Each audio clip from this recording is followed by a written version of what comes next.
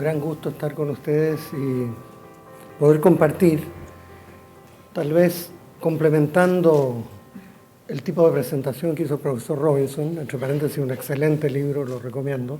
Es bastante largo, pero muy bueno. Así es. Que lo hizo desde un punto de vista, obviamente, de un académico muy destacado. Yo más bien me definiría como lo que los americanos llaman un practitioner, una persona que, estando en el mundo académico, fue invitado por el entonces candidato presidencial Patricio Aylwin a hacerme cargo del Ministerio de Economía en una transición extremadamente complicada, porque teníamos en Chile una transición política desde un gobierno autoritario de 17 años a una democracia cuyo funcionamiento había mucha gente que ponía en duda. ¿Qué van a hacer estos tipos? Pueden ser medio locos y van a hacer cosas raras. Y segundo, una transición tal vez menos conocida, que se heredó en ese momento una economía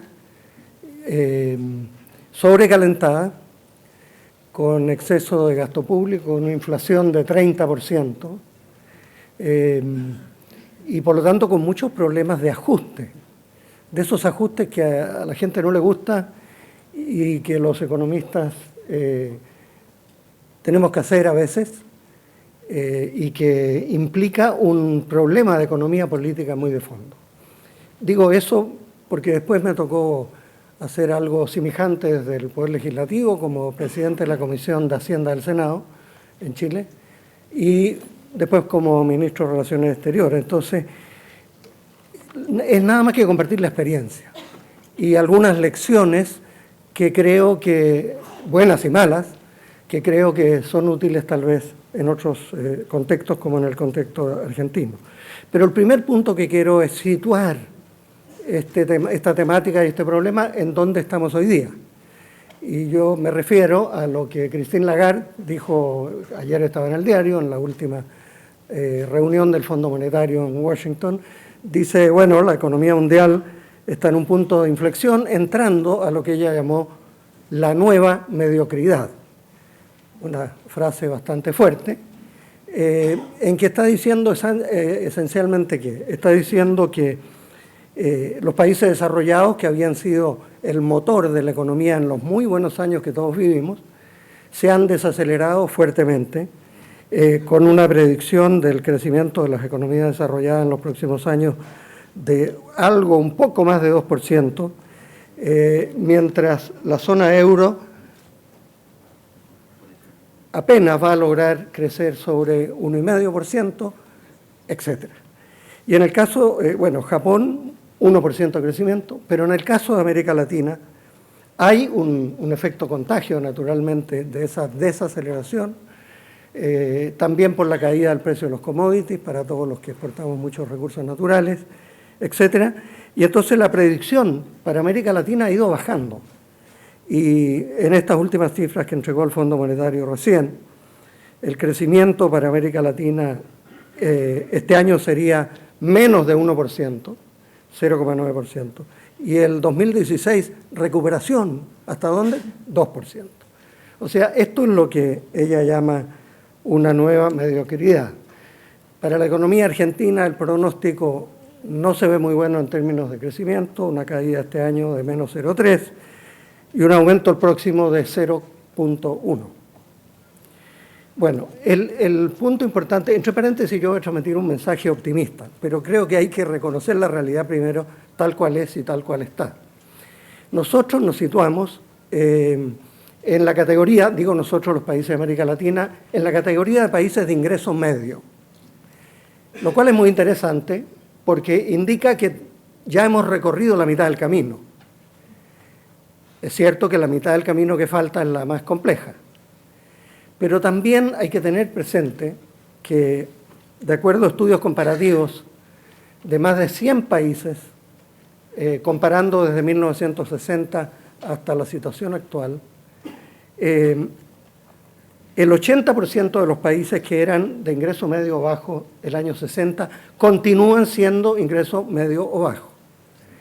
Y de los de América Latina, los que estábamos ahí, que estábamos todos, desde 1960 hasta ahora, ninguno ha pasado de la categoría de país de ingreso medio a la categoría de economía avanzada. Hay un umbral ahí que se ha hecho particularmente difícil para nosotros. Y se mencionó el caso de Argentina por parte del profesor Robinson, en el sentido de que ya a comienzos del siglo XX era una de las economías que estaba más cerca de ser una economía avanzada, pero nos ha pasado a todos que estamos tratando ahora sí de romper esa barrera y de recorrer la mitad del camino que falta. En todo caso, cuando Lagarde habla de la nueva mediocridad, o lo que nosotros hemos llamado la trampa del ingreso medio, voy a enumerar simplemente cuáles son los temas. Son básicamente cuatro puntos. La incapacidad de mantener sistemáticamente en el tiempo un ritmo de crecimiento estable, sin ciclos. La característica de casi todas nuestras economías, y ustedes la han vivido y también sufrido muchas veces, es que tenemos estos ciclos de expansión en que todos nos sentimos muy contentos, el consumo aumenta, la inversión también, y pensamos que sí, ahora sí ya estamos en la buena trayectoria. La economía se sobreexpande, se entra en un desequilibrio financiero, exceso de gasto, presiones inflacionarias muy fuertes, frenazo, y entramos muy a menudo en lo que se llama estanflación. El peor de los dos mundos, inflación relativamente alta, crecimiento muy bajo o nulo. Entonces, esta trampa del ingreso medio, una de las cosas por las cuales, una de las razones por las cuales uno cae, es esa dificultad del crecimiento sostenido en el tiempo sin este ciclo de gran expansión y después esta inflación. El segundo es que, como digo, siempre hay ciclos buenos, pero también, y sobre todo, siempre hay algunas actividades sectoriales específicas, muy positivas. Yo estuve viendo las cifras, por ejemplo, en el caso de Argentina, del desarrollo en los últimos 20 años de los cultivos anuales agrícolas. Es bien impresionante. La producción aumentó de 40 millones de toneladas el año 94 a 100 millones de toneladas el 2004. La superficie cultivable aumentó, la frontera agrícola se expandió en un 80% y las exportaciones subieron. O sea, cuando decimos estos ciclos buenos y malos, detrás de eso, sin duda, hay algunos sectores productivos, sobre todo, en nuestros países, que lo han hecho muy bien, sobre todo a partir de una capacidad emprendedora y también, y esto nos lo decía el profesor Robinson, de una capacidad de desarrollo tecnológico bastante notable. En el agro argentino, en la soja, en el maíz, etcétera, ha habido un desarrollo notable. En Brasil hay otros ejemplos, en Chile también, etcétera. Pero el problema es que los desequilibrios macroeconómicos amenazan frecuentemente esos buenos resultados. Inflación alta, retrasos cambiarios, subsidios crecientes en sectores como energía, que es una cuestión que es muy popular, naturalmente, congelar el precio de la energía, después se produce la escasez y no se sabe cómo salir de esa trampa, o subsidios en el transporte, de los cuales tampoco no se sabe cómo salir. En Venezuela el litro de combustible es 0,02 dólares. Alguna vez van a tener que ajustar ese precio, naturalmente, y ese es otro elemento de la trampa de la cual hay que salir. Sin extenderme en este punto, quisiera pasar ahora desde este contexto, economía y países de ingreso medio, riesgo de la trampa de ingreso medio, ¿qué es la experiencia nuestra, práctica, en los últimos 25 años, que puede ser útil compartir con personas como ustedes? Reconociendo que los resultados obviamente son mezclados, que el proceso de desarrollo en nuestros países es siempre un proceso en el cual uno al comienzo siente que tiene que subir una montaña, muy difícil, hacer todos los ajustes estructurales, etcétera, y piensa que cuando llegó arriba en la montaña después viene un valle verde donde uno descansa tranquilamente y lo pasa bien. Y en realidad lo que nosotros descubrimos, como voy a explicar en un minuto, tuvimos 25 años muy buenos en que hubo un crecimiento estable de casi 6% en promedio durante los 25 años y en un contexto de un cambio político muy radical, desde un gobierno súper autoritario a una democracia muy abierta, con un sistema de partidos que compiten fuertemente entre sí y dando espacio a una economía, a una sociedad muy diversa. Resultados, es interesante, Chile cuando llegamos al gobierno el año 90 tenía un ingreso per cápita de $4.400. Hoy día tiene un ingreso per cápita de $23.500 en poder de compra equivalente, o sea, ha aumentado 5 veces. Y entre paréntesis, quiero mencionar y aquí rectificar al profesor Robinson, el ingreso per cápita de Argentina en poder de compra no está en los 10.000 que él decía, está en realidad en un nivel que es muy respetable. Tengo aquí la última cifra para el 2015, es $22.500 según la cifra del Fondo Monetario, y Uruguay 21.200. Estos 3 países son lo que se llaman países de ingreso medio avanzado, y son los que realmente tienen a su alcance esta tarea fantástica de dar el salto y pasar a convertirse en economías avanzadas. De hecho, en el caso de Chile, si uno proyecta hasta el año 2020, el ingreso per cápita debería llegar a $30.000, y eso ya es, bueno, es como el nivel de Portugal, se acerca bastante al de Italia, España, y podríamos decir que sería una economía avanzada de ingreso menor dentro de ese grupo. Ahora, obviamente, y esto ocurrió bajando la inflación de 30%, cifra que les puede sonar a ustedes familiar, a 3% en un sistema democrático abierto, la pobreza se redujo de 40% a 15%, y lo que es interesante, cuando llegamos al gobierno, se suponía que este era un gobierno centro-izquierda, nosotros éramos unos economistas un poco locos, y íbamos a hacer cosas no muy criteriosas. Y resulta que hicimos algunas cosas interesantes, nos comprometimos a un superávit fiscal, sí o sí, de 2% del producto, que se ha mantenido durante los 25 años. Nos comprometimos a una baja de inflación drástica, que se cumplió, a un tipo de cambio libre que sirviera para ajustar los mercados internacionales con el mercado nacional, etc. Entonces, ¿cómo es que se llegó a este buen resultado? Y después vamos a ver algunos problemas que tenemos ahora. Yo diría que se tomaron 3 opciones estratégicas que tienen mucho que ver con opciones estratégicas que los otros países que he mencionado anteriormente creo que tienen o debieran tener en la coyuntura política de cambio que viene en un país como Argentina y también otros en América Latina. La primera opción estratégica, insisto, gobierno de centro-izquierda, fue abrazar la globalización sin complejos. Es decir, dijimos, nosotros queremos abrir la economía, manifestamos que estamos dispuestos a competir en los mercados internacionales, no solo con las economías afines, por ejemplo, en el este de Asia, sino también con las economías más avanzadas. Hubo mucha gente que criticó y dijeron esto es una locura, esto va a significar que vamos a comprometer la posibilidad de crecimiento, sería mejor seguir con el esquema de sustitución de importaciones.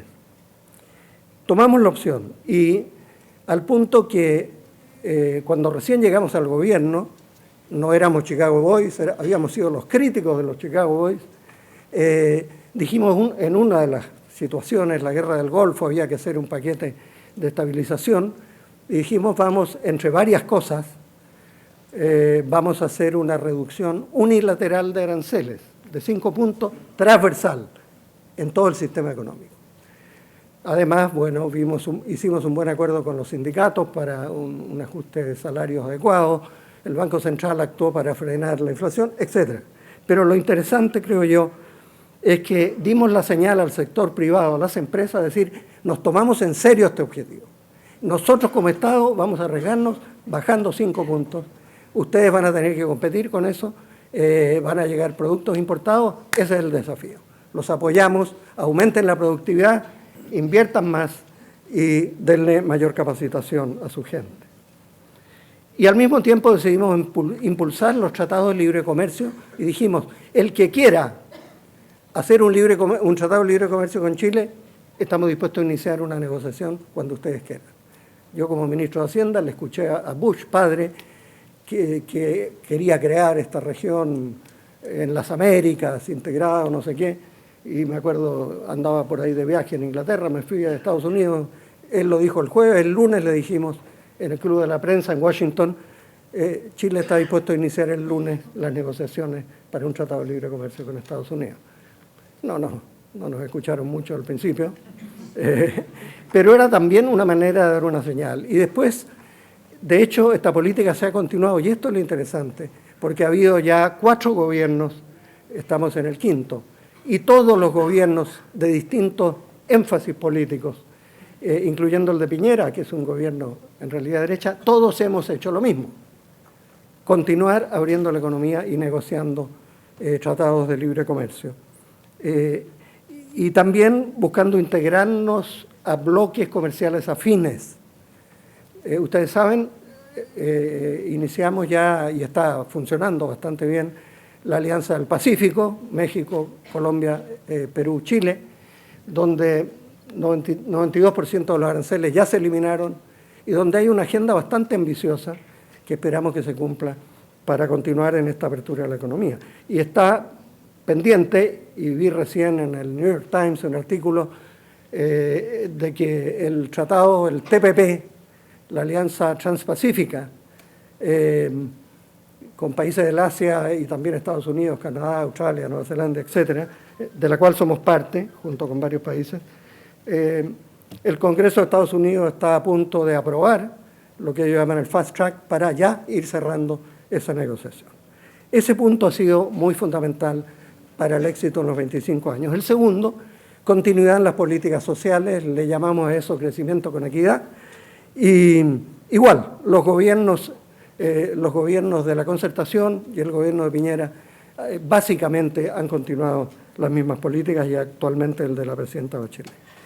Y después, el otro elemento que fue una decisión muy fuerte desde el comienzo, y aquí muy cerca del enfoque que decía el profesor Robinson, la noción de fortalecer las instituciones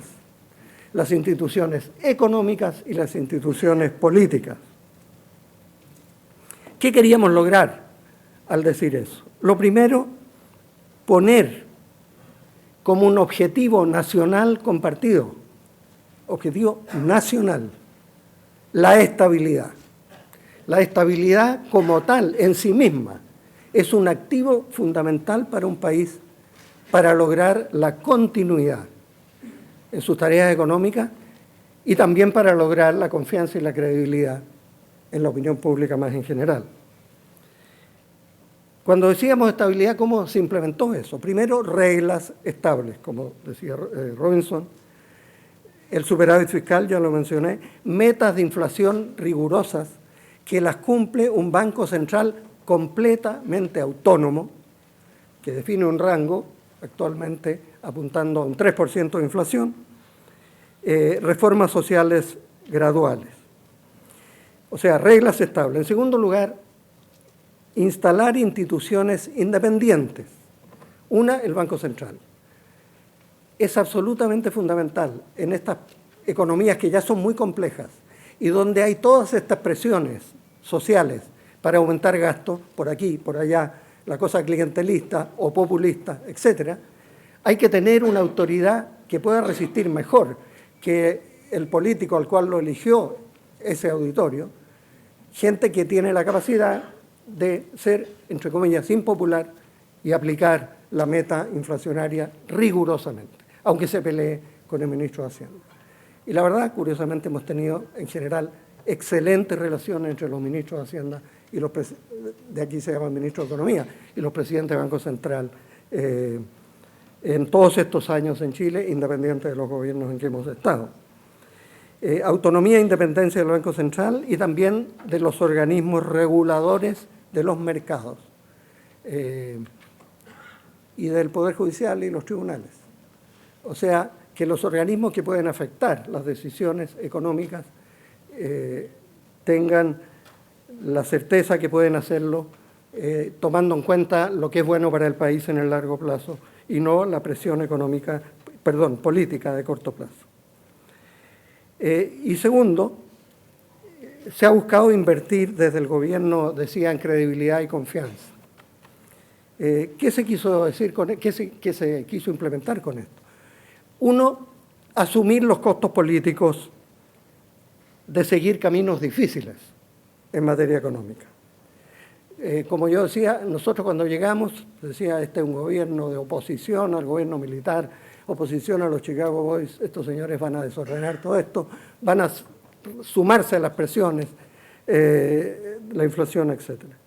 Y nos comprometimos a dos cosas simultáneas, bajar la inflación y financiar una política social subiendo los impuestos.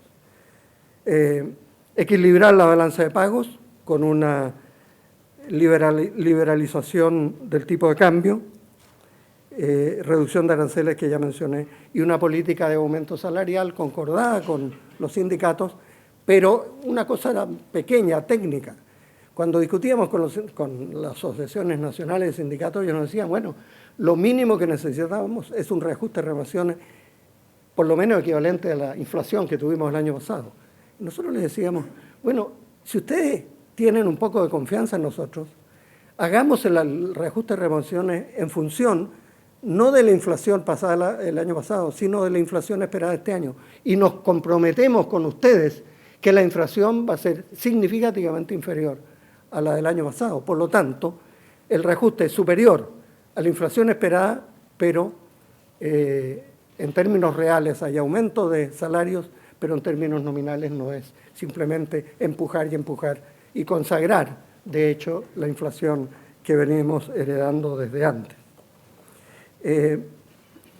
Y por último, en este punto, aumentar la confianza de los actores claves en las instituciones y en la autoridad económica. Bueno, esto es más fácil decirlo que hacerlo, pero aquí este es un punto que quiero poner esencial, sobre todo en este momento. No me corresponde opinar sobre la situación política en Argentina, pero el momento en que un país va a hacer opciones con una elección y con varias alternativas para elegir al próximo presidente del país. Bueno, lo que nosotros también temíamos era un fraccionamiento del sistema político y que después de la elección tuviéramos grupos políticos, cada uno con su agenda, y por lo tanto llevar adelante el programa.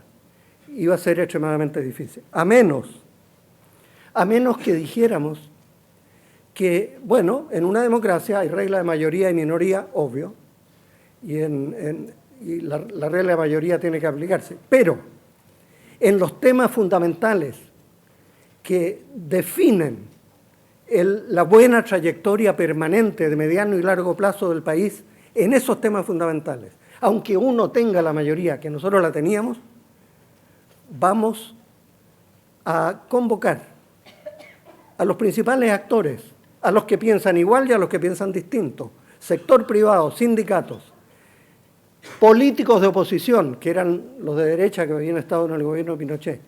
Nos vamos a sentar juntos hasta que descubramos cuáles son las áreas en que debiera y hay un interés común, compartido, que es otra forma de decir un interés nacional, que si se acuerda a través de una política, nosotros llamamos los acuerdos, eso le va a dar una tranquilidad enorme a la gente.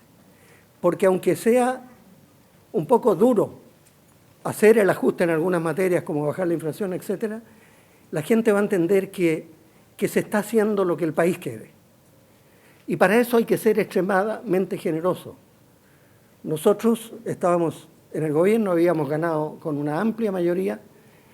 Era muy fácil para nosotros descalificar a los que habían estado en el gobierno anterior, porque era un gobierno autoritario de Pinochet, y sin embargo dijimos, nos vamos a entender con todos.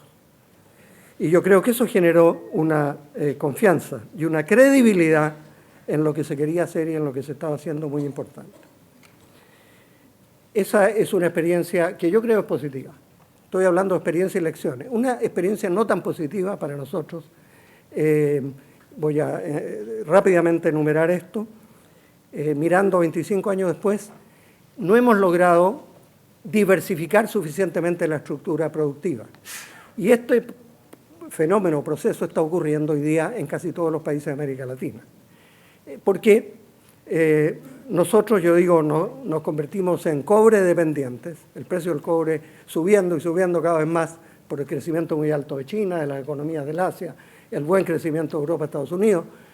Entonces, el mejor negocio es seguir exportando cobre y ganando mucha plata ahí. Y cobre dependientes, chino dependientes.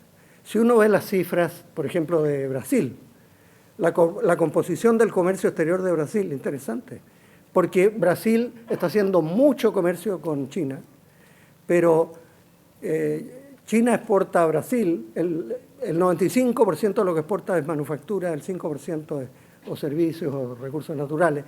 Brasil lo que exporta a China, 95% recursos naturales y 5% manufactura. Y esto ha estado incluso cambiando en contra de la manufactura en Brasil, en Chile, no sé, en Argentina, pero hay un cierto riesgo de desindustrialización por esta competencia feroz que plantea la presencia de China en nuestro mercado. Y por lo tanto el tema de diversificación productiva es absolutamente clave. ¿Cuál es el problema aquí? El instrumento, si uno mira a los países exitosos, miremos los del Asia, el este de Asia, el instrumento más exitoso fue cuando Japón, hace, no sé, 40 años, dijo, lo que tenemos que hacer son integrar cadenas productivas, integrar cadenas de valor. Nosotros en Japón, nuestros salarios están muy altos, pero en Tailandia, Malasia, incluso en Corea en ese momento, los salarios son mucho más bajos, tienen buenos ingenieros. ¿Por qué no les pedimos a ellos que nos hagan piezas y partes para estos productos electrónicos o automóviles que estamos haciendo en Tokio?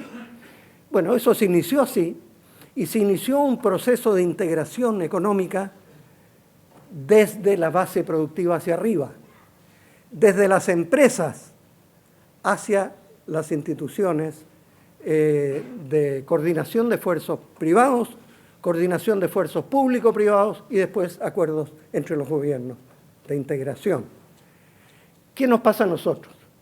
Yo creo que ese es un modelo que realmente hay que considerarlo muy seriamente. ¿Qué nos pasa a nosotros? Nosotros en integración hemos hecho exactamente al revés. O sea, nosotros pensamos desde tiempos, algunos mencionan frecuentemente a Simón Bolívar como uno de los primeros que empujaba esta idea de la integración, pero después lo que se ha hecho es una integración de arriba hacia abajo. O sea, yo fui ministro de Relaciones Exteriores 4 años y, bueno, se reúnen los presidentes de alguna región o subregión de un grupo de países y después de muchas negociaciones acuerdan un tratado. El tratado se acompaña de posteriormente un conjunto de reuniones ministeriales, sectoriales, y se firman acuerdos sobre una tremenda variedad de temas. Pero cuando uno ve qué ocurrió abajo, qué ocurrió en la integración real de las empresas, de los sectores, de las regiones entre países, transfronteriza, etc., los resultados no son buenos. Pero voy a darles dos indicaciones interesantes. Cuando el año pasado creo que era, uno de los ministros encargados perdón, de los presidentes encargados de las negociaciones de Mercosur, señalaba que había sido muy buena la experiencia de los últimos 6 meses porque había habido, no sé, 123 reuniones de trabajo de los distintos sectores de Mercosur. Está muy bien. Y que después al año siguiente iba a haber 240. Pero uno, cuando mira las cifras, ¿cuál es la integración real que está ocurriendo? Fíjense que el comercio intrarregión en América Latina, después de 50 años de esfuerzos de integración, el comercio intrarregión está entre 15 y 20%. En la Unión Europea es 65%, en el este de Asia es algo más del 50%. O sea, tenemos que cuestionarnos si es bueno y conveniente seguir empujando solo ese enfoque. Tenemos más de 11 tratados de integración. Los últimos son UNASUR, CELAC, pero en fin, los de Caribe, Centroamérica, Mercosur, etc. Entonces, yo creo que aquí hay un desafío muy grande porque el verdadero avance en diversificación de estructura productiva sería si nosotros lográramos una integración de verdad con las empresas argentinas, brasileras, peruanas, colombianas, ojalá mexicanas también. Eso sí tiene que ser en un marco de economías abiertas. O sea, no puede ser la suma de sustituciones de importación en cada país. Y esto supone un grado de riesgo, una capacidad de liderazgo político de decir, ¿sabe? Nos metemos en este camino, porque funcionó muy bien en el Asia, ¿por qué no podemos hacerlo nosotros? Voy a quedarme hasta ahí en ese punto, me quedan 10 minutos. Voy a mencionar otra experiencia, que es una experiencia mezclada, buena en algunos casos, no tan buena en otros, pero que también creo que es útil compartir con ustedes. Y el asunto es que hemos hecho un muy fuerte aumento en los gastos de educación desde el año 90 para adelante en Chile. Hemos aumentado 3 o 4 veces. Sin embargo, el progreso en resultados ha sido bastante lento. Les doy una cifra rápida. La prueba PISA del 2012 para alumnos de 15 años de edad, rendimiento en matemática.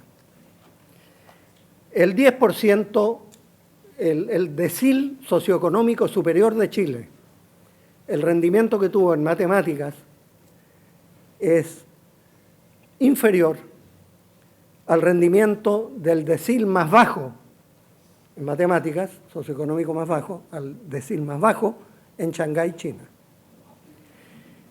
Si tomamos, y ustedes me perdonan, pero tengo todos los datos ahí, y para ponerles también el ejemplo de la Argentina, el decil superior, socioeconómico superior de Argentina, en rendimiento en matemáticas, es inferior al decil más bajo de Polonia. Bueno, está bien, Polonia es un país que ha invertido muchísimo en educación, pero es más bajo que el decil inferior de Vietnam. Me quedo hasta ahí en ese punto, pero el tema de calidad de la educación es absolutamente clave. Se puede hablar largo sobre esto, por qué no ha ocurrido y qué es lo que hay que hacer para que ocurra. Bueno, empezar con el tema de los primeros 1000 días de vida de un niño. El niño de una familia de ingresos bajos en América Latina, en los primeros 1000 días aprende 500 palabras. El hijo de una familia de profesionales aprende 1200 o 1500 palabras. Y de ahí para arriba hay un lastre en términos de capacidad de tener un muy buen nivel de educación, aunque se invierta y se gaste bastante, etcétera. Me quedo hasta ahí nada más. Pero yo creo que también tenemos que, para tener éxito en diversificar la estructura productiva, mejorando la calidad de la educación, aumentar muy significativamente el traspaso de conocimientos a través de la frontera. El programa Erasmus europeo lleva ya 3 millones de estudiantes que han intercambiado de un país a otro, de pregrado, de posgrado, etc. 3 millones. Brasil está haciendo una experiencia interesante, el programa Ciencias sin Fronteras de la presidenta Rousseff, en que se compromete a 100.000 becas en 4 años para egresados de Brasil, sobre todo en ingeniería, en ciencias, etc. Corea tiene 300.000 estudiantes afuera, China, no tengo la cifra aquí, pero algo por el estilo. Tenemos que aumentar y mejorar eso. Y simplemente para señalar otra cosa, tenemos que atraer talentos innovadores de otros países. Brasil está haciendo una experiencia interesante en la Universidad de Río de Janeiro. La Federal de Río de Janeiro creó un centro tecnológico de petróleo y otras energías, alrededor del cual se están instalando las empresas líderes del mundo de cambio tecnológico en ese sector. ¿Para qué les cuento la historia de Singapur? Un país de 3 millones de habitantes generó un centro que se llama Biópolis para biociencia, que atrae 7.000 doctorados, PhDs, en biociencia y en biomedicina. Otro que se llama Fusionópolis, con 6.000 PhDs en biomateriales, en tecnología de la información, en comunicación digital. ¿Cuánto de esto estamos haciendo en nuestra región, integradamente? ¿Por qué no podemos hacerlo teniendo muy buenas universidades que no están conversando entre sí suficientemente? No estamos intercambiando los mejores talentos de las empresas que vayan a hacer una pasantía al otro país, etc. A mí me impresiona mucho los talentos que tenemos nosotros, de gente que está en el mundo práctico, privado y también público, que podría estar transmitiendo sus experiencias en un país vecino por un tiempo y no tenemos los mecanismos. Y por último, voy a terminar con este punto, la experiencia número 4 para nosotros, en la cual ha habido cosas positivas y actualmente problemas, que es el desarrollo institucional, tema del profesor Robinson y Acemoglu. Bueno, en nuestra experiencia, yo diría, en Chile ha habido un fortalecimiento de la democracia y sus instituciones, no cabe duda, pero tampoco cabe duda que las instituciones no están en este tipo de países nunca plenamente consolidadas. La experiencia reciente en Chile lo demuestra. Estamos dándonos cuenta que tenemos más resuelto, por ejemplo, el problema del financiamiento de la política. Y tenemos unos líos judiciales por empresas que financiaron candidatos, emitiendo los candidatos boletas falsas, porque no había un mecanismo de financiar que fuera legal, excepto en el último mes de campaña, y resulta que una candidatura hoy día competitiva a menudo dura un año. Ahí hay un problema. Insuficiente transparencia en las instituciones públicas para erradicar focos incipientes de corrupción. Este es un tema en América Latina esencial, fundamental, porque no puede ser que uno salga a la calle y la gente se le acerque y le diga, mire, los políticos son todos corruptos, la gente en el gobierno son todos corruptos, porque salen 3, 4, 5 situaciones que no se pudieron o no se supieron atajar a tiempo, modificando instituciones, fortaleciendo instituciones. Y después, por lo menos en la experiencia nuestra, nosotros privatizamos casi todos los servicios. Eso en el gobierno de Pinochet, y nosotros lo mantuvimos, en educación, en salud, en el sistema previsional. Y lo que nos hemos dado cuenta es que no hemos hecho a tiempo un perfeccionamiento del sistema regulatorio de esas instituciones privatizadas. Y entonces tenemos que el sistema de AFP, el sistema de salud privado y el sistema de educación privado está cobrando costos excesivos. Quienes controlan muchas de esas instituciones extraen rentas al estilo de lo que decía el profesor hace un momento, y que por lo tanto, si uno privatiza, tiene que al mismo tiempo ser muy riguroso en los mecanismos de regulación para que la gente no se decepcione, porque la gente prefiere poner a sus hijos, en Chile por lo menos la gente de clase media modesta, prefiere ponerlos en la educación privada y prefiere ir a la salud privada. Y está dispuesto a pagar un poco más por todo eso, pero no que abusen con ellos en lo que le cobran todos los meses. Y para eso hay que tener una buena regulación. Termino diciendo que lo que uno necesita entonces para pasar de ingreso medio a economía avanzada son instituciones transparentes, con reglas iguales para todos, lo decía el profesor inicialmente, reglas iguales para todos, instituciones predecibles y, subrayo, confiables. Que la gente piensa que cuando se tomó una decisión en una institución pública, sea del sector ejecutivo, del judicial o Banco Central o lo que sea, hay confianza que la decisión se tomó en función de un bien público, de un bien común y no de un interés particular al cual se le están concediendo favores. El resumen de todo esto, y aquí sí termino, queda un minuto, ¿no? Lo más importante en etapas como las que viven ustedes, las que hemos vivido nosotros recientemente y vamos a seguir viviendo porque estamos, creo yo, en democracias estables, la mejor inversión que podemos hacer es invertir en la calidad de la política. La política no es una tarea menor. Muchas veces gente que está en actividades privadas que son atractivas, entretenidas, interesantes, bien remuneradas, mira la política como dice, ese es un oficio que no me interesa. La más segura inversión de futuro en un país está en mejorar la calidad de la política. La calidad de la política empieza y se mide en primer lugar por su capacidad del sistema político de construir acuerdos. En Chile en este momento hay gente que está más a la izquierda y que está diciendo ¿por qué todos estos acuerdos? ¿Por qué tenemos que hacer acuerdos? Tenemos mayoría, tenemos que imponer las reformas que nosotros creemos que son las que hay que hacer y que no se hicieron antes precisamente porque hubo acuerdos.